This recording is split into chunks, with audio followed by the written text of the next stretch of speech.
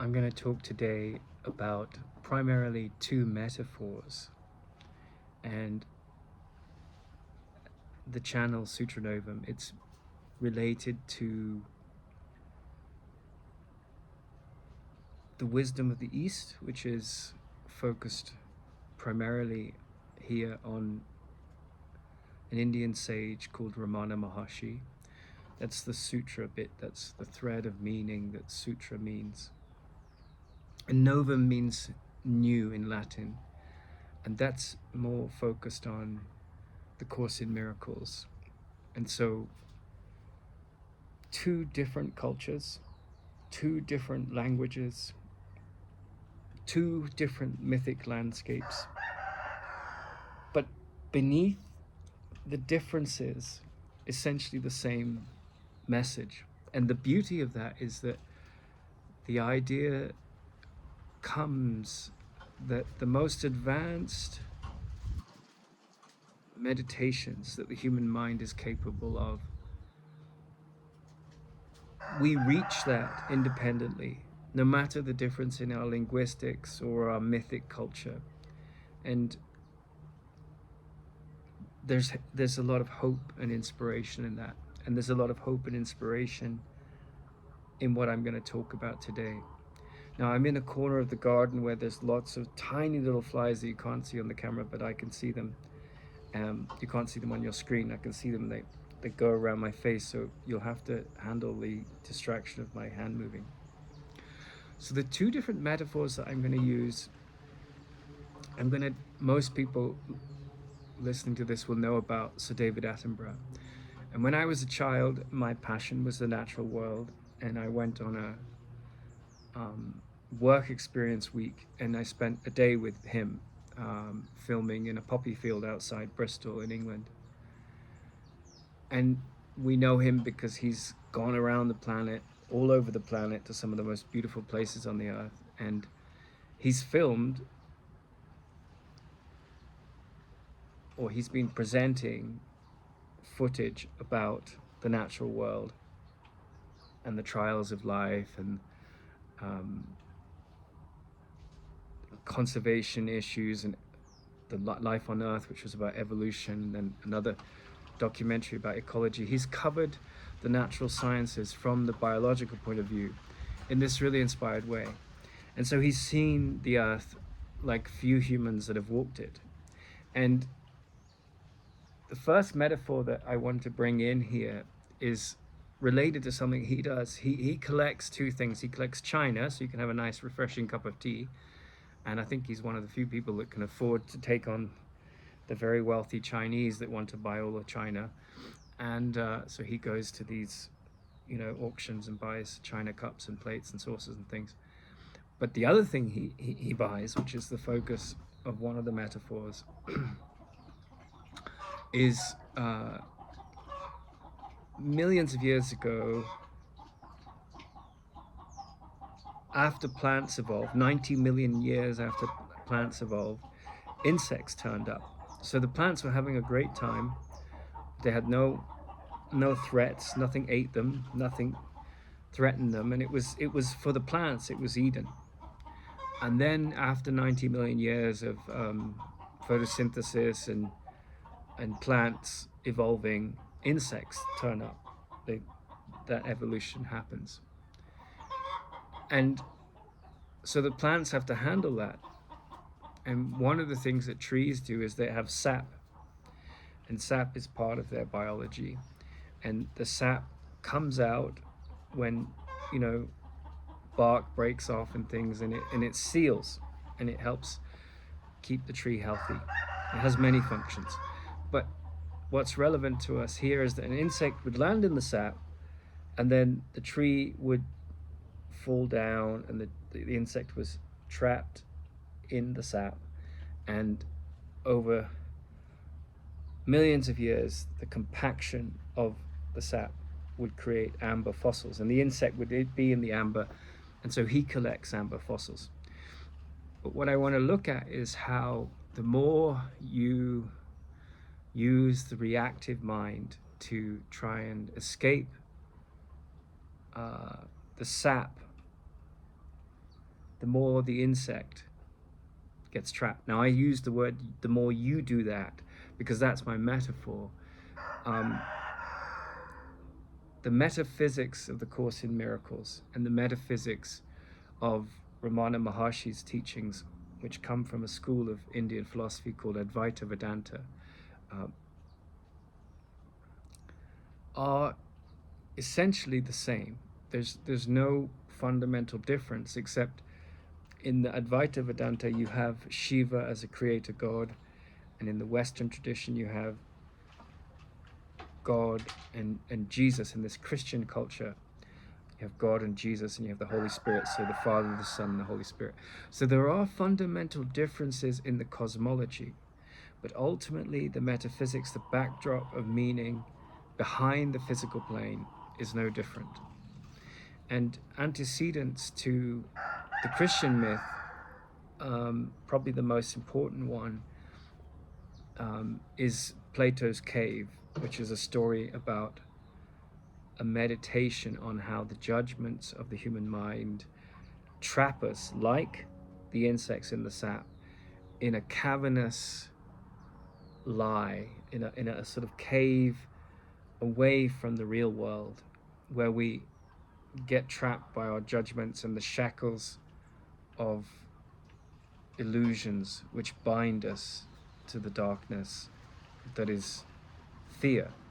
And the other metaphor I want to use is, if you look at an iceberg, no matter how big the iceberg is, the top part, that may be very large, is like the conscious mind. And the bottom part, which is floating beneath the ocean, is like the unconscious mind.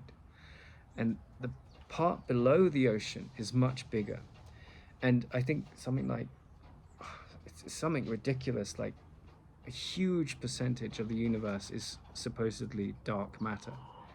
And this hidden unconscious realm that is represented in the metaphor of the ice glacier, the iceberg, right, is what is really important to understand these profound teachings. And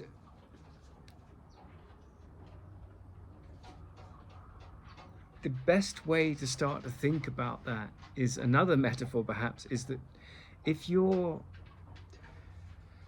if you have a four-wheel drive car and you go off-road and you just completely trash it in the mud and you have to wash it, well, like a normal car that's out in the rain, you've got to wash the surface layer off, and then you start to take a brush out and clean. You have to get under the car and you have to clean all the mud off, and first of all you do a spray, and then you might brush it, and then you might spray it again. You use soap. There'll be many layers. And it's same that you can see this in if you go to a butcher's and they have the meat, and they're trying to get the lean meat separated from the fat. Well, you see them there with scissors and they're cutting off the fat. And so in a similar way, the human mind is caught in an illusion. And the illusion is that I'm a body, and that body is my identity. With it comes a self-concept that I will be born, that I will live, and that I will die. And there is this identity that I attach to the body, and I give it a name, and all of those things are perfectly practical. But with them comes a center, and like barnacles on a boat, sorrow gets attached to that identity. And it's taken me a long time to process, because if I've studied the Course in Miracles and I've studied yoga for a long time, so I've come to these very deep systems of psychotherapy. And I went on this degree course in Britain, and I was attacked and mauled and just made out to be a monster, right? And so much so that I was kicked off the course. And whatever I did to point out how what I was saying was not getting disambiguated, the more I was attacked, because the academics were very threatened um,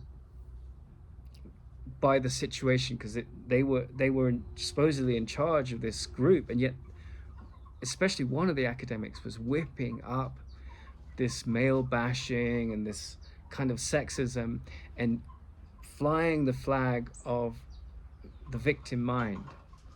And it's taken me a long time to look at this, because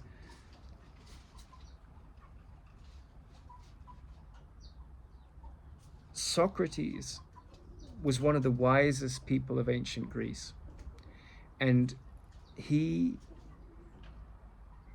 was considered a really great threat to the status quo, so much so that he was killed.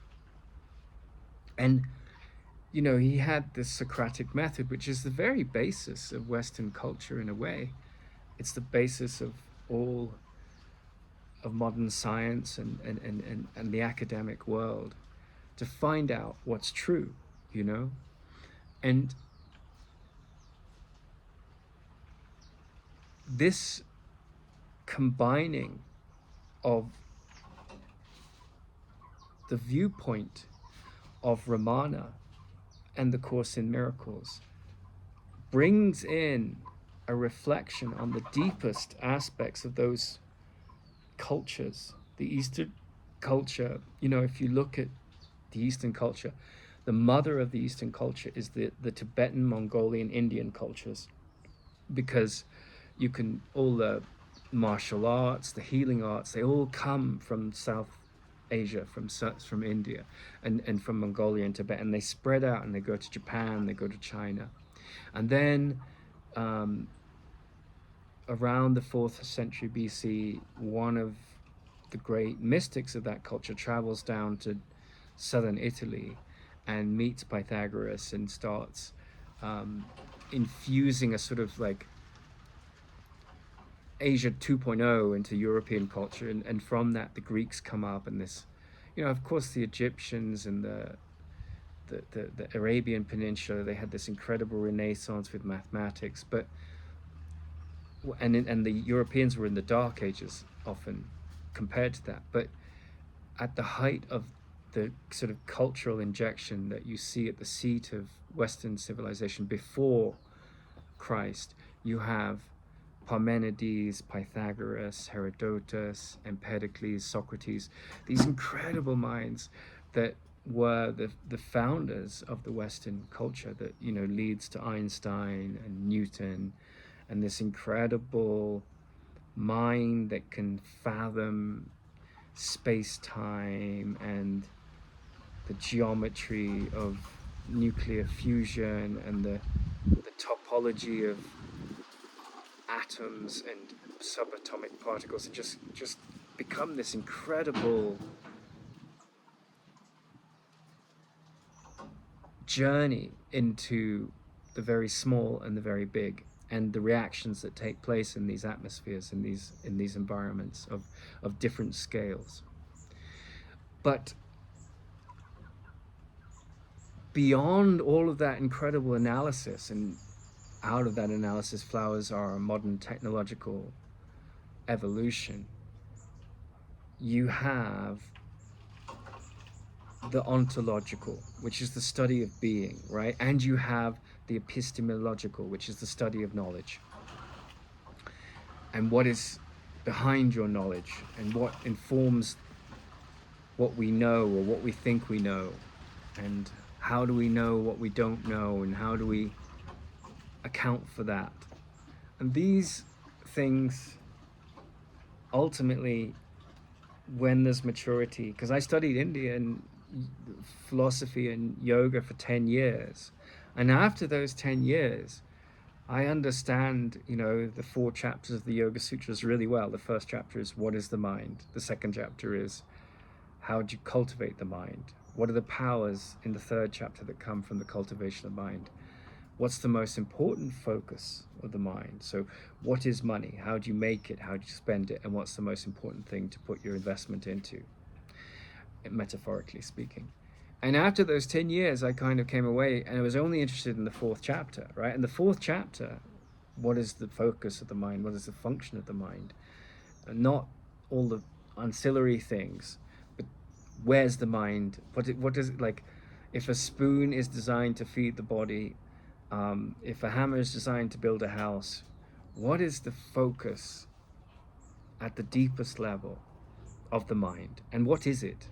Not just what is it in terms of its powers, but what's its why is it there, and what is its purpose? And so that fourth chapter leads you to the Course in Miracles, not to doing pretzels and all this competitive yoga and things and breath work and all that. They're all kind of superficial once you start to see the significance of Ramana Maharshi's teachings. Now, and the Course in Miracles. Now, I want to be clear that I have no interest in trying to come across or persuade anyone of anything, that my ideas are better or that what I'm expounding is more important than other things. I'm just speaking from my experience. And when you study the Course in Miracles, and that's really summed up in a quote by Ramana Maharshi. He said, whatever I say is a lie. At a certain level, it's not true because it's relative, right?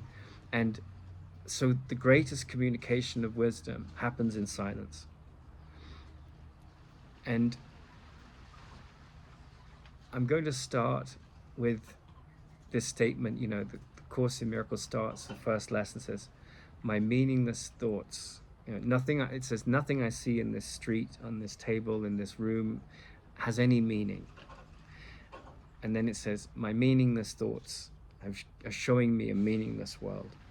And then I have given all the meaning to the things I see myself. So I've created this meaningless world. And what I see is a form of vengeance, an attack. And so what the Course in Miracles starts to clarify is that this self-concept, this central character on the stage of the dream of your life, is either moving in the direction where it is getting more and more embedded and it's thrashing around in the illusion, like the insect trapped in the sap, or it is able to recognize in the unfolding of experience that the unconscious fearful belief system, the fearful thoughts, like an iceberg that gets picked up by a giant crane, it's being brought to the light from the darkness of unconscious attention. And so this is what life is really about. This is really what wisdom is about, because I went on that course and I was attacked, right? Someone said, the group was given this task, can you please clarify, where and how safety is manifested? And I said, because you can't argue with this, right? When you start to see the deep metaphysics of the Course in Miracles, and this is the genius of its contribution, it says, like, safety is provided with Abraham Lincoln said, the instruments of, what did it say? He said,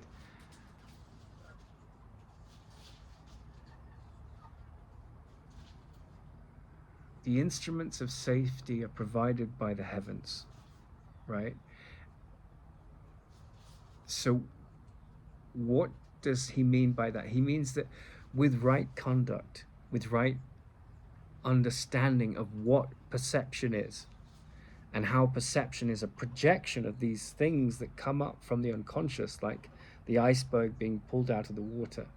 Once we discount all this thrashing insect and its fearful reaction, he's a communist, he's a homophobic, she's sexist, once we discount all these thoughts that seek to separate and attack and condemn and undermine, once we wash off the dirt of this story of attacking and defending, then we can come into the realm of our true nature, which transcends the body, right? And so one of the things that you will find with psychotherapy is very interested in sort of fixing you in the context of this humanistic psychology, which is at a certain level very practical and intelligent. But you're still a victim of this belief system that he said something that's wrong and she said something that's wrong and they're sinners and they're bad. And so this is where the Course in Miracles comes in and says, when you see this insanity in another, because of the holographic nature of perception, what you are seeing is a reflection of your own beliefs about yourself. So people can say all kinds of insane things, and your job, someone that's trying to make sense of suffering, sorrow, death, all these things, the Bible says there is no death, right? So if there's no death, and that's a truth, right? And the academic world is all about truth, but it's very, very frightened of the word truth, because everything that happens in science, if the mind is open, is about discerning what's true and what's false. And the more we investigate and observe, and the more we take our prejudice out of that, the more we discover, well, Galileo was right, and the more we move away from the medieval view where the universe was revolving around us, and we start to see that we're just on a planet which is in this vastness of space.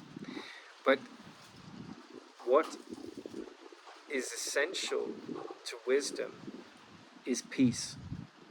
And peace can't come about where you're caught in the trap of the illusions of attack and defense, right? So this was the huge challenge on the course that I was on at Edge Hill University, because there was an academic there and she was very much bought into these arguments about, gender politics and like how women are persecuted. And you can equally line up a set of arguments, and they're quite cogent, for why men are persecuted. More men die in war, more men drop out of college, don't get into college, more men commit suicide. And then people come along and they say, okay, I want to take sides with that, and it becomes this big system of my ego thought system fighting with yours. And like the insect getting more and more, the more it thrashes, the more it gets entangled in the sap, the more it gets trapped in this illusionary, painful world.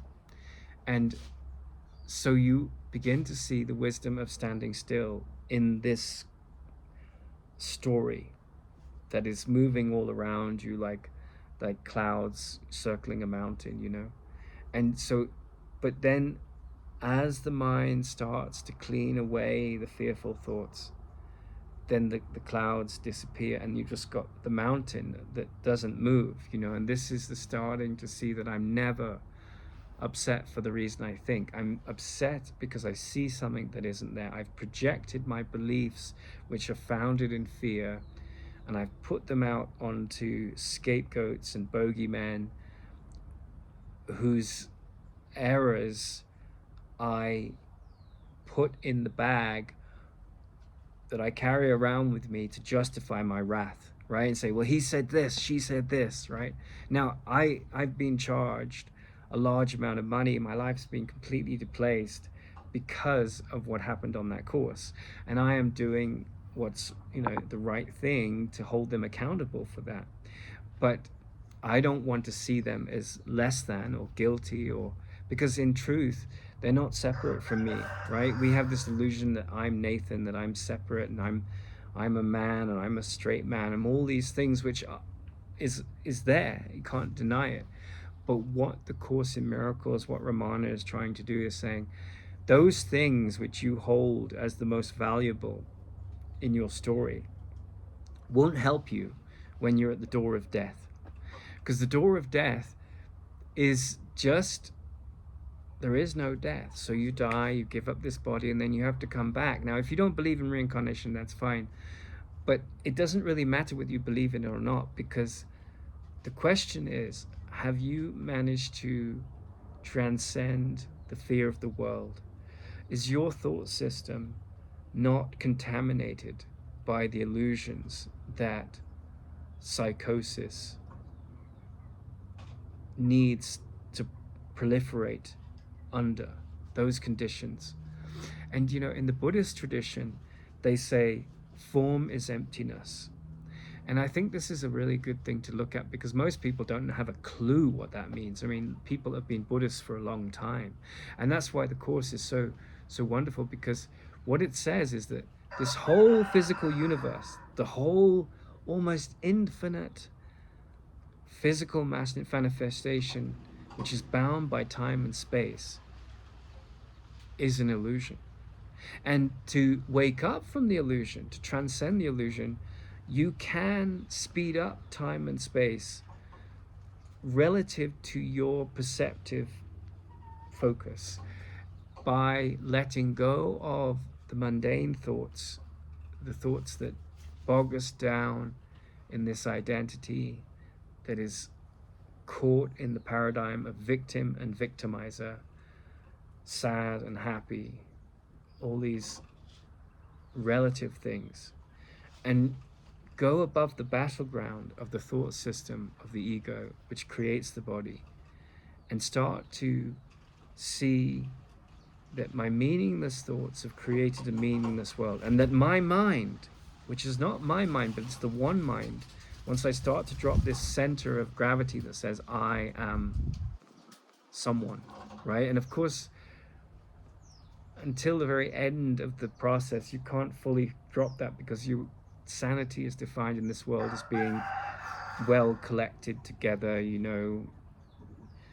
on top of your bank balance, in good relations with your family to the extent you can be, and with your society. And all of that is laudable and sane to a degree.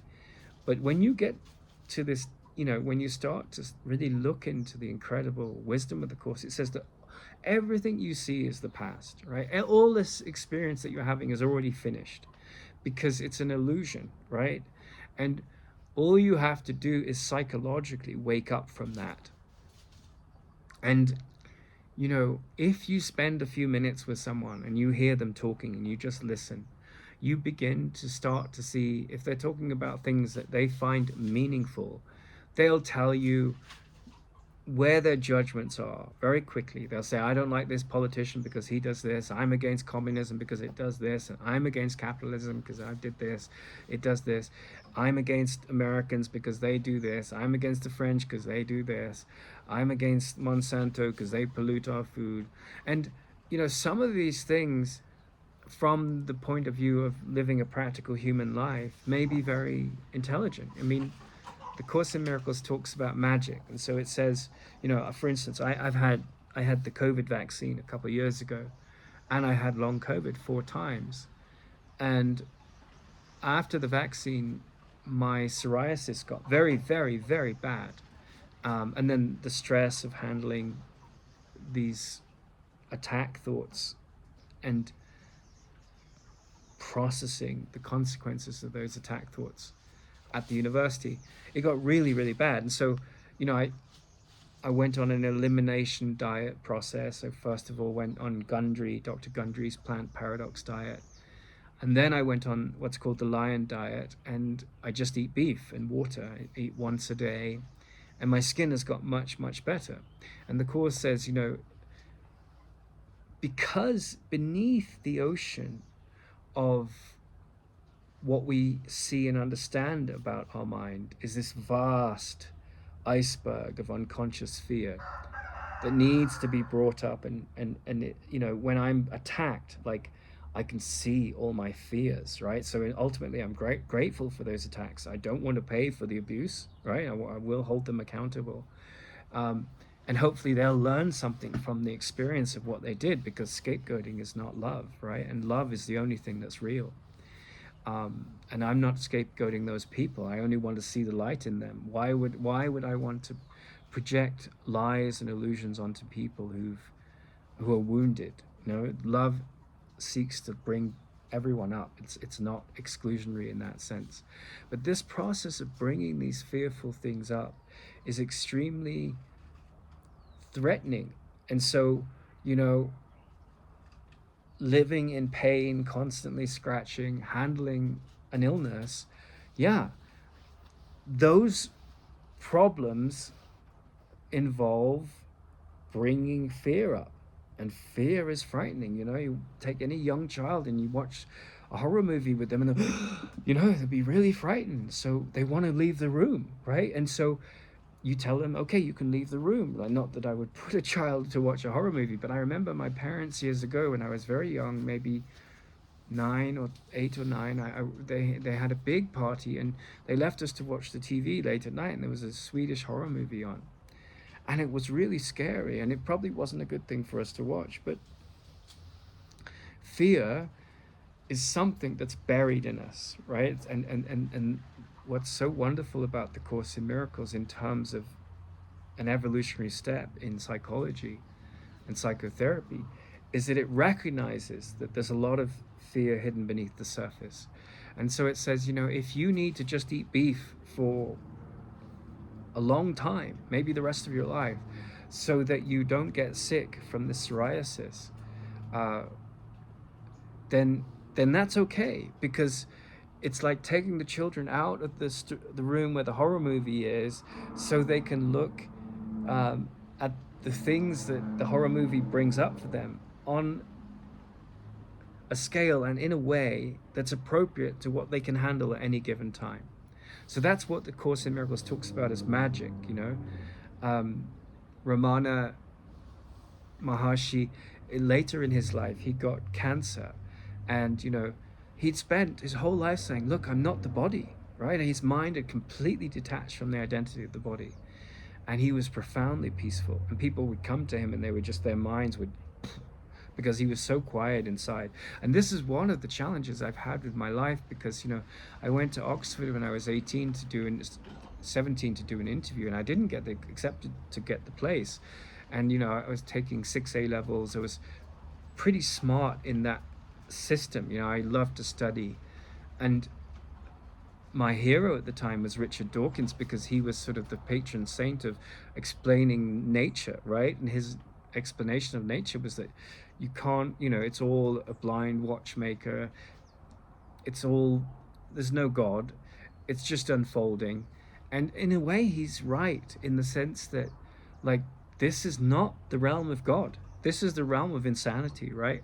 And so, but because of what we are and the incredible creative impulse that is behind our nature, like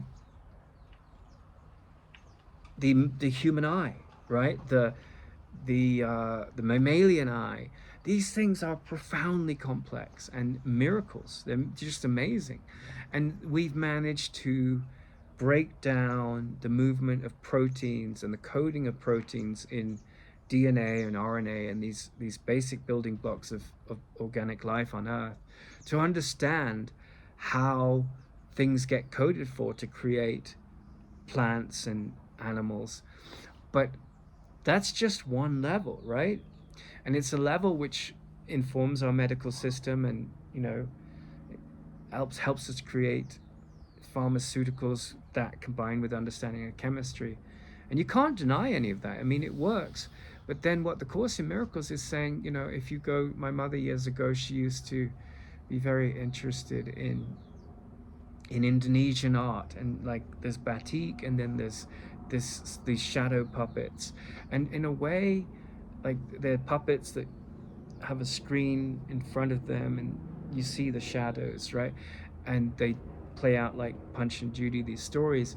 And in a way, like, the genes and all of this form stuff, there's form and function, right? So the form is the iceberg, and the function is what the hidden aspect of the iceberg, as it comes up out of the surface, is revealing about our hidden mind, right? And so at the level of function, there's only mind, and the mind is one mind that seems to be split at the level of form into billions and trillions of different particles. And at the level of form, it's genetics, it's carbon, it's time and space, and all these illusions that we live in. And it's like a dream. The Indians call that dream Maya, and it's an illusion that we're here to wake up from. And what prompts us to wake up from it? Questioning the limits of pain and pleasure. And there is a limit to our pain, and there's a limit to our pleasure. And we can begin to question what lies beyond this paradigm of good and bad, pleasureful and painful, you know. And when you get to a certain level of maturity, you start to say, well, my meaningless thoughts are showing me a meaningless world. And so the identity, this self-centered, fearful psychology that says I can be persecuted, I can persecute, I'm a victim, I victimize, or others say we're victimizers, you know, it becomes this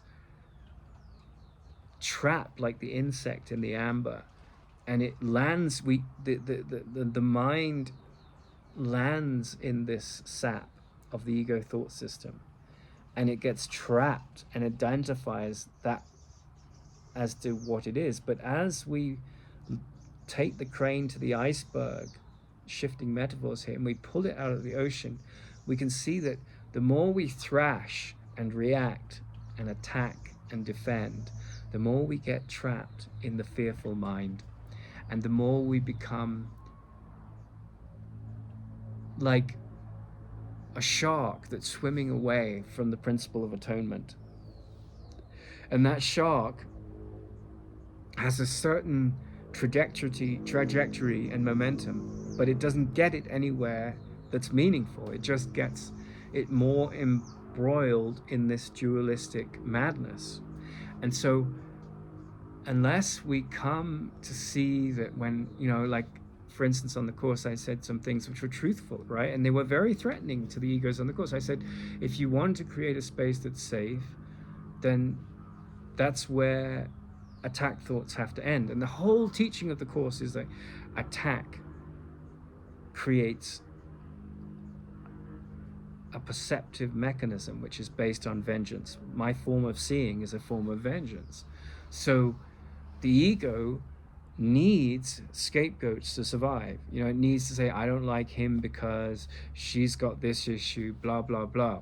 And from a clinical psychotherapeutic point of view, there's some intelligence to that, right? You know, because Napoleon, when he was fighting his battles, he would say, you know, don't wake me if there's good news, but wake me if there's bad news, because I have to handle that.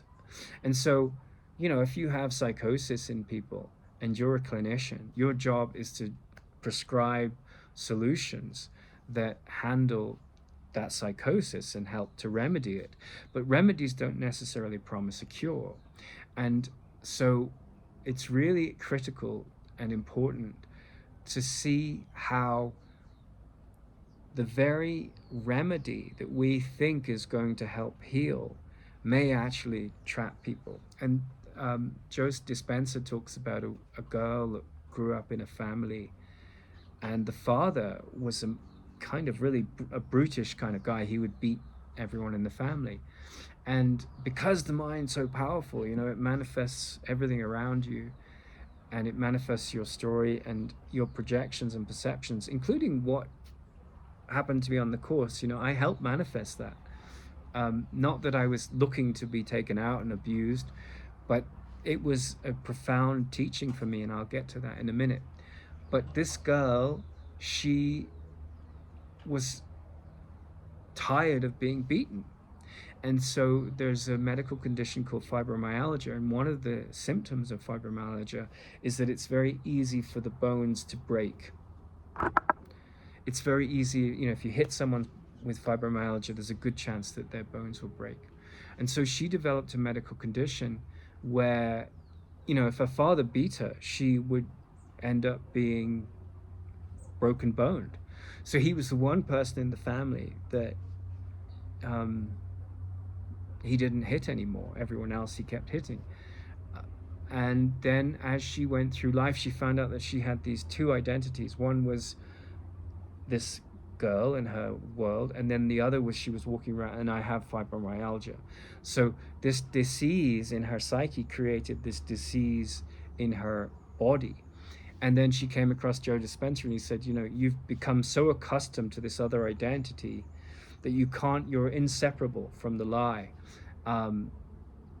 And so over time, she said, I don't have fibromyalgia. And she started to heal herself with this belief that was a defense mechanism against her father's aggression. And, you know, all the, all the, all the doctors were giving her prescriptions to handle the symptoms, to remedy the symptoms. Whereas Joe Dispenza came in and said, well, I'm going to handle the root cause.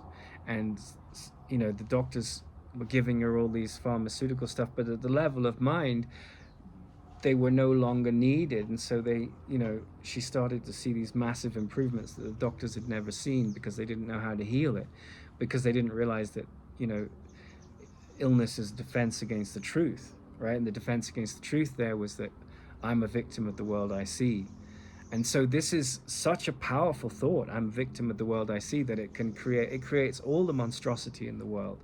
And looking at that thought, the way Napoleon looked at pain, can lead to healing, right? Like he looked at the bad things and he said, I have to handle those. And so what Joe Dispenza did with this girl was he focused on the root issue, not treating the symptoms. And with, you know, my skin condition on a certain level, I've worked on healing myself by focusing on foods that reverse inflammatory processes in the body. You know, Hippocrates said, you know, all medicine starts in the gut. So, you know, a lot of the physical autoimmune conditions today, they come from things that create autoimmune conditions. But at a deeper level, they come from unforgiveness in the cosmology of the Course, because I'm going to protect myself in this shrouded pain that justifies my attack thoughts, that I'm a victim, so that I will victimize my victimizers. And there's this endless cycle and that never stops until you start questioning that thought system. And so one of the things that's been really helpful about the experience I had on the Course, you know, I said this thing like safety is basically the product of dropping attack thoughts. And one of the students on the Course, who was an ex-policewoman, she said, what has attack thoughts got to do with safety? What has attack thoughts got to say to you? Say, well, it's absolutely impossible to have an environment which is safe where there's attack thoughts. You know, if you have a baby and there's something like a wolf that's hungry and wants to eat the baby, it's going to attack it, right? And so this realm that we live in is a realm of eat or be eaten. But that's the illusion, because what transcends that is this Christ mind, is this mind that Ramana called the self, right? And this is the thing, if I say Christ mind to someone who's a Hindu, or I say Christ mind to someone who's an atheist, they're like, oh, roll their eyes and oh God. But if you go to Ramana, he calls it the self, right? And he says, it is this thing that is not embodied, that is not ruled by the thought system of the body or the lower physical realm, and it transcends that. And our real job is to clean our minds of the fear that keeps us trapped in the illusion of the false identity. And when I was on the Course, I said I would come to this, I pointed out this truth, and then I was attacked, right? And so what happened to me, it was like, if you fast, you have a healing crisis.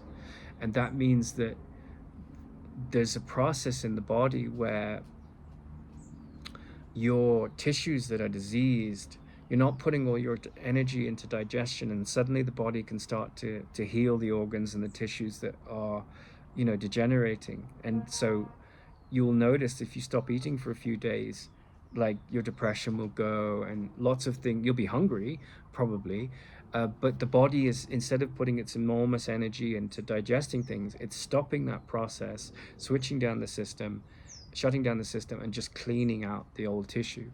And so in a similar way, you know, I was like, well, I've come a long way with my study of the Course of Ramana Maharshi, and I've pointed out something which you can't argue with, but the ego can, because it wants a fight, it wants a scapegoat. And then it was like a healing crisis, because it brought all this stuff up for me, which was very frightening. You know, it's like I was made out to be a misogynist, which I'm not. I was made out to be homophobic, which I'm not. I was made out to be transphobic, which I'm not. I was made out to be mentally ill, which I'm not. Well, the whole world is mentally ill because it thinks it's a body, right? At a certain level, there's a deep truth to that. And so it's going around crying and shouting and attacking and defending over things that keep it trapped in the sap of the world and the illusions of the world. And so that was very threatening to my self-concept, because I'm walking around with a fairly high opinion of myself, right? And that's called self-esteem. And we, psychotherapists, young children, psychotherapists of young children, self-esteem is promoted and promoted and promoted, and so I'm not saying that self-esteem is bad. Live a good life, be a conscientious, caring person, listen to your conscience, grow in virtue and maturity.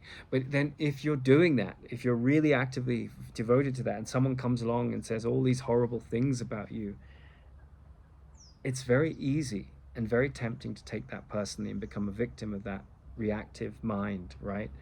And so I was talking to a friend yesterday about what happened, and it was actually a really breakthrough moment for me, because she said there's a point where the mind has gotten so well trained in seeing the light in everyone, which reflects the light in oneself. That's what mature psychotherapy is about. It's like, I hear all your wounds screaming at the top of your lungs, but I see beyond that the pain and the story of the attack and the defense field. I see beyond that field, as Ruby said, a place out beyond wrong and right, and I'll meet you there, right? And so this is where really profound change happens, because you're stepping out of the quantum field of good and bad, right and wrong, deficit and profit. You're stepping out of this identity which pegs itself to all the stories of the world, and you're beginning to say, okay, there's another set of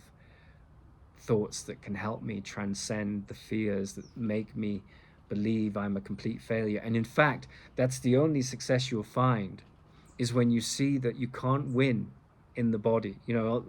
Game over, you're dead, right? So the body and the ego is going to completely trap you in the sap of the world, and you're going to peg your self-worth and others on judgments in that system, which is what the whole story of the cave is about in Plato's book.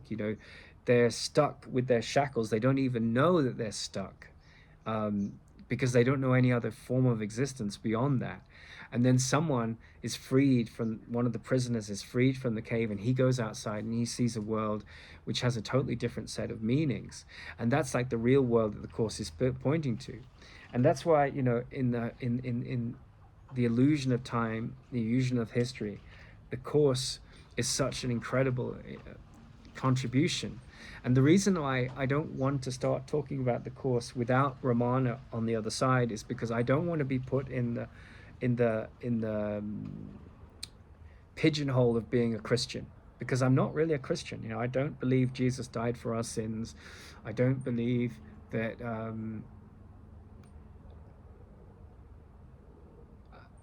I don't believe a lot of the interpretations of the mythical system of the Bible. And I don't believe that truth is the purview of one group of people. I think it's there, and different symbols point to it. And only a transcendent experience can unite, right? Whereas theology will divide, because it's my mythological system versus yours. So that's why I find it so useful to talk about the Course's teachings in alignment with Ramana's teachings, right? Ramana wrote down the myth of Christianity really well. He said, the body is the cross. Christ on the cross is the ego.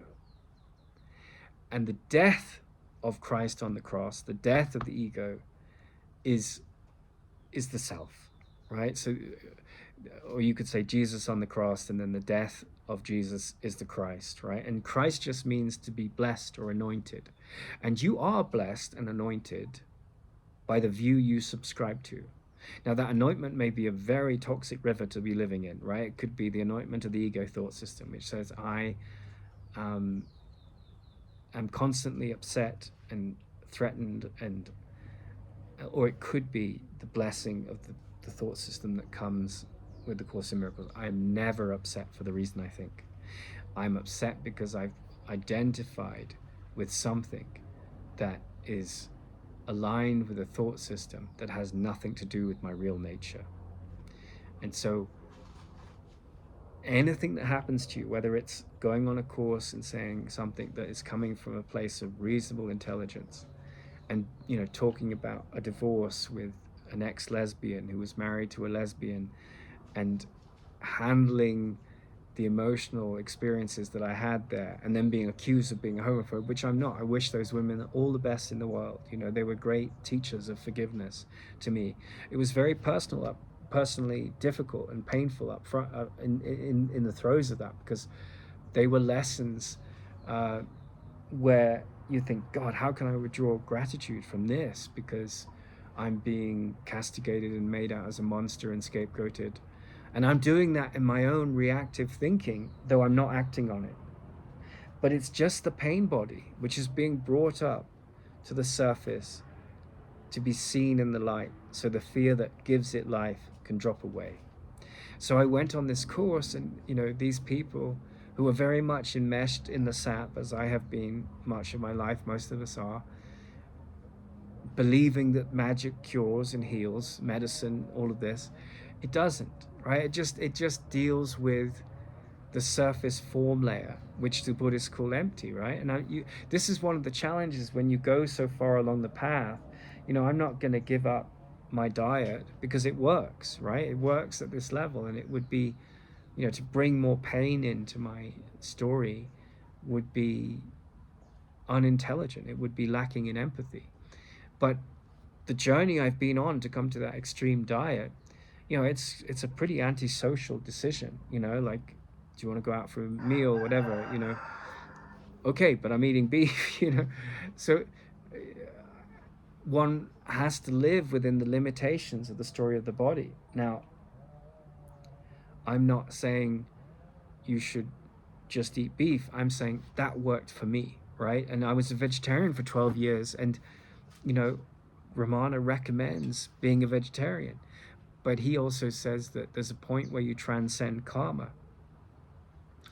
And the Course in Miracles says, all that you see with the body's eyes, read in symbols of words and numbers and other symbols, is an illusion. It's an illusion you have to live in, you have to learn to be practical in, but it has no meaning. And the focus here is to, Krishnamurti used to say, if this place is a prison, and this is why the first 3 chapters of the Yoga Sutras, in a way, are about decorating the prison. It's about cultivating all these powers. And there's nothing wrong with that, becoming a bodybuilder, becoming a pretzel yogi practitioner. But the real important work is to go out of the prison, to escape the prison, not decorate the prison. And so that's the 4th chapter of the Yoga Sutras. And so that is like what brings about enlightenment. What's the most important thing to focus your attention on? Well, it's how do you transcend this limited realm? How do you wake up, become a Buddha, one who has woken up from the dream of the illusion, and be blessed by the Christ mind, become the Christ? And there's no effort involved in that. There's just, the Course says this, but the effort is kind of there in the sense that you have to practice what the Hindus say as neti neti. Discern that it's not this and it's not that. And you have to start to trust that what's unfolding in you, though it can be horrific and very, very painful, go through dark nights of the soul, profound depression, be misunderstood and misconceived by people all around you and made out to be something you're not. Go through experiences like that to face the fear of the illusion that is where your identity is rooted. And keep going up the ladder of transcendence, carried by life and your interest in seeing differently. The Course makes clear that perception is made by projection. And once you start to transcend these beliefs that he's good or bad, and you just see the light in him as a reflection of the light in yourself looking out, then you start to extend a non-dual thought system. And this is hard won. Like like letting go those fearful thoughts that I'm a body, that I'm valuable by how sexy I am, how important my status is, how much money I have in the bank account. Yes, on a relative level, all of those things can't be denied, but they will trap you in an illusion which you will get ensnared in and become bitter and lack peace in that identity. So the only way to really move along in psychotherapy at the deepest level is to go from the humanistic point of view, which says that everyone's valuable, seeing beyond the victim is really important, to the transcendent point of view, which says, I'm not a body. I'm not governed by the laws of the world. And that's very, very frightening. It's very frightening indeed. And so, of course, there's this carapace on us that's built up to I think Joseph Campbell said that, or yeah, I think it was Joseph Campbell, he said that organized religion is to protect the common man from an experience of God. And I think that's the best, most positive analysis of what religion is. I think it does terrible things, like Catholic priests sleeping with young boys, and during the Second World War, like the Pope didn't take sides because just creamed the money in from the Nazis and the Americans and made huge amounts of money. So of course there's corruption, but at its best there's a certain truth to that, because we are not most frightened of our darkness. We are most frightened of our light, because it's and the whole story of Arjuna and Krishna in the Bhagavad Gita is like, Arjuna's like the most of the 5 brothers that are presented to Krishna to look at what is talking in them, in their minds.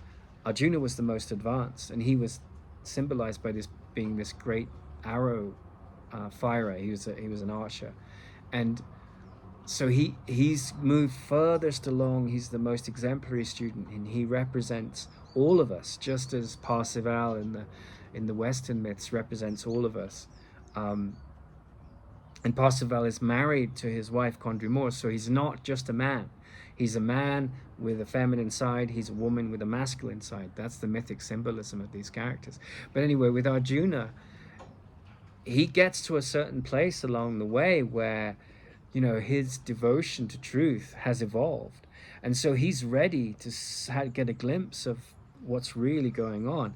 And it like Krishna reveals his real nature, and it's too much for him. He's like, pfft, and Krishna has to wipe it from his memory. So the most frightening thing in our journey to truth is to recognize that when we get attacked, when we get demeaned, form and emptiness are the same thing. Our job here is not to become this great success in the world. We can do that if we want to, but it's to look at the shadows in our own minds so that they flee away, and all that's left is the light of our awareness of that which transcends the opposites. And if you read the Manual for Teachers in the Course in Miracles, one of the most beautiful things which I recommend everyone read is the development of trust, because it says the most important quality of someone who is devoted to truth is investment in trust. Well, do you invest trust in medicine? I do. Like, my food is my medicine right now. That's magic. That's magical thinking. That's helping me handle my fear of waking up at the highest level of meaning. So we all do that to an extent, and it's loving. Like, if a mother sees her child fall, she put a Band-Aid on that cut on the knee, and there's nothing to condemn in that, but there's nothing to condemn, right? And so when you start to graduate to this deeper wisdom of like, I'm going to dedicate myself to a mind that doesn't condemn, it doesn't sit around and justify attack thoughts, but it is devoted to seeing beyond the fear that creates them in self and others. And that is where the wars of the world end, where the Course says the holiest place on earth is where an ancient hatred is replaced by a present love. And so all the people, the Course in Miracles says, love holds no grievances. Love created me like itself. And the most courageous warriors on this planet are the people that say, you did despicable things to me, or I believe you did, because sometimes they're wrong. And yet I recognize that is your ignorance, and that's not who you are. And enlightened empathy says, I see beyond your pain body. that is attacking and defending, and I align myself with the love and wisdom that is a reflection of my deepest nature and yours. And by so doing, then healing is in automatic. But by denying that and thrashing and saying, he did this, she did this, and constantly being trapped in supporting this victimizer narrative, whether it's using gender politics or nationality or technology, the ego mind doesn't care how it gets its goals achieved. All it cares is that they're achieved, and it's very, very resourceful and very capable and very cunning. And so that's the mythic character of the devil. And the story of the devil from the Muslim point of view is, I think it's the best story we have. It's like one of the greatest angels, Satan, is told to bow before man, right? And pride before the fall. He says, I will only bow before you, God. And that's devotion, right? So, but then there's pride in that devotion, because it says, well, if you only have awe for your creator, which is wise, because awe is only relevantly applicable there, then that's okay. But then if you don't see that creative activity in all, and so have gratitude for that, and have a sense of devotion to that truth in all, then you get trapped in hierarchies, right? So that's where the church becomes, and the militaristic system, it's like we have this practical model of management which works. That comes again from just human nature, but where my identification is with like where it's outside, with my station in life, who I consider myself to be, what my achievements are in the world, then that's not what the Course in Miracles is teaching, or Ramana is teaching. They are saying unequivocally, they're absolutists, they're saying your devotion is to pray to and yield to that which is true, right? And so the devil kind of comes in because he's cast out of heaven, because God says, well, I'm going to cast you out because you're creating a reality which is separate, which doesn't see the good in all, and you're just putting me on a pedestal. And that's a sin. That's a misperception. And in the Course it says there are no sins, there's just the illusion of sin. And so that's the devil. That's this manifest illusion that we are something separate from what transcends time and space. And that's the big, that's the Course in Miracles has this 365 lessons where it slowly leads your hand, saying, like, you're a child, a baby with a pair of scissors, and someone's trying to take the scissors out of your hand by the experience of your life, because it's a threat to self and others, and you don't understand that. And so relinquishing the scissors so you can come into your awareness of what the scissors are with maturity, which is the attack and defense thoughts of the mind, allows you to grow up to be this mature being that is not unconscious of being upset. I'm upset because I see something that is not there, right? So you start to be conscious that the illusion is a dream, that form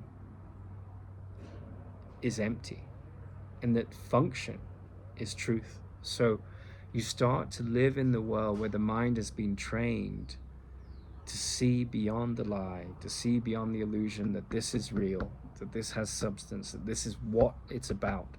When this is just a vehicle, the body is just a vehicle to see through fear. And fear condemns and attacks and defends and justifies wrath, right? Wherever there's fear, wrath follows, anger follows, pride before the fall. The prideful man is wrathful. I am this self-concept. And so someone that's very devoted to truth becomes very, very humble. And the mind starts to become very, very quiet. And that's why, I was started on this scientific path, which is based on the Socratic method. And then I saw that it was very difficult to live in that system, um, without becoming highly specialistic and highly, blindfolds on. And that's okay if you want to, ride a horse to achieve a goal. But if you want to transcend the pain body of the human condition, then I found my calling more was towards understanding Ramana Maharshi and the Course in Miracles. Because while truth has many faces, these particular teachings, one Christian in language and just 50 years old, and questioning a lot of the confusion in the Bible, and the other doing the same for Hinduism, and Buddhism.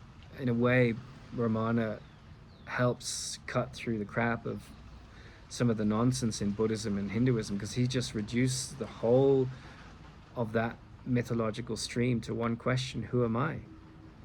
Am I the body? Am I the mind?